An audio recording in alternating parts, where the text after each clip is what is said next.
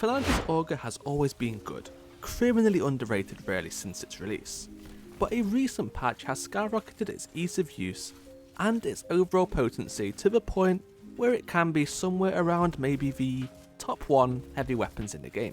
So these changes are as follows.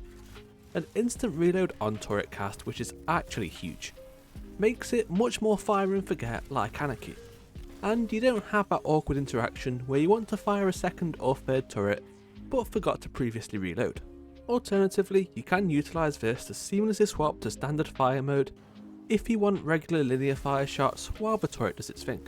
There's also the fact that the turret just deals 10% more damage. However, this is not actually the biggest damage boost by far.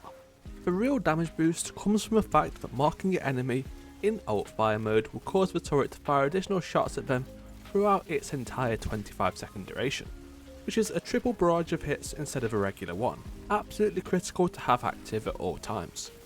Before, I believe it was 15 seconds before it needed a refresh. Even if it was always perfect with refresh timings, which let's be honest nobody was, without the need to do this, you are now saving time and as such potential damage by not having to swap to Auger outside of creating new turrets, and when you do, the mag is always full. There's also the fact that if you mark an area rather than a single target, any new targets coming into that area will be automatically marked. Great for when using Auger as an ad clear or area denial type weapon, but more on that later. First up, what most people will be using Auger for, which is boss DPS. With all the improvements to the turret, this further cements it as the cooler Anarchy. Used alone it isn't too impressive and is really not built as such. It even has bait and switch as a catalyst reward, if you needed any more indication of you should probably be using other weapons alongside this. The nice part here though is what you do use alongside it is quite open. There's a few weapon archetypes which make the most sense. Fusion rifles, as they alongside Auger itself both benefit from particle reconstruction, with slug shotguns as they have high overall damage and remind us of the good old days where Anarchy double slug was DPS meta. But I've found envious arsenal grenade launchers to be great recently. With the addition of Wilderflight, there is now one of these in both the kinetic and energy slots, so you can simply cycle between them while Auger keeps up the criteria of heavy weapon damage over time. It is quite boss dependent though.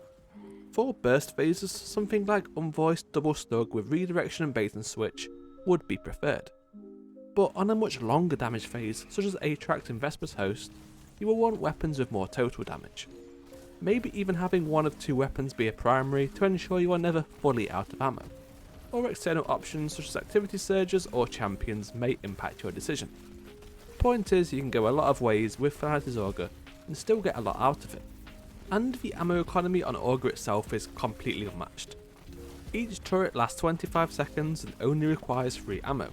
You start with 23 at base. That's around 3 minutes of uptime, assuming 0 seconds between casts. Realistically, you are never running out of heavy. You can however run out if you use a regular linear fire mode, but typically I wouldn't bother with this at all. Maybe there is a situation where you have 2 burst style special weapons, and once both of them are fully expanded, you can swap to the linear mode alongside turret damage. But just from regular gameplay, I haven't really encountered a situation where you would really need to do this. Outside of weapons, there's a lot you can do to improve Finality's Auger too. The most meta-defining one will be Storm's Keep. As Auger breaks traditional LFR fire rate and hits per mag, this just giga-juices bolt charge stacks when behind a rally barricade.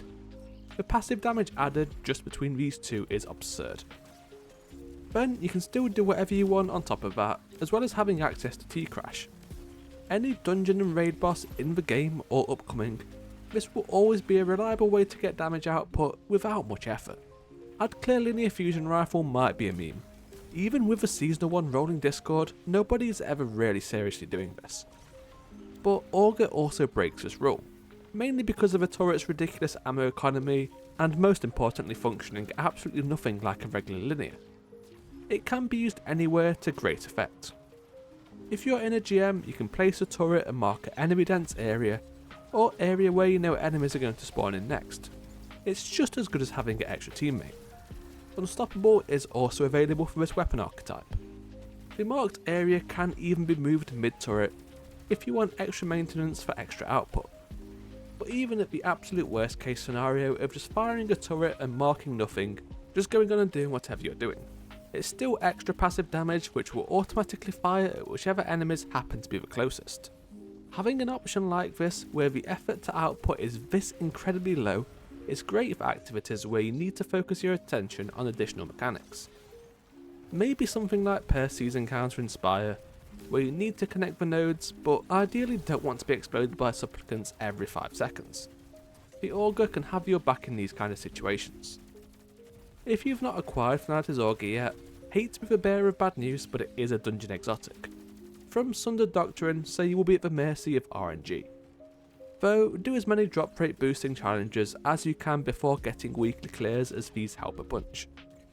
Best of luck in hunting though, I've seen the variation in drop rates be quite wild. Thank you for watching.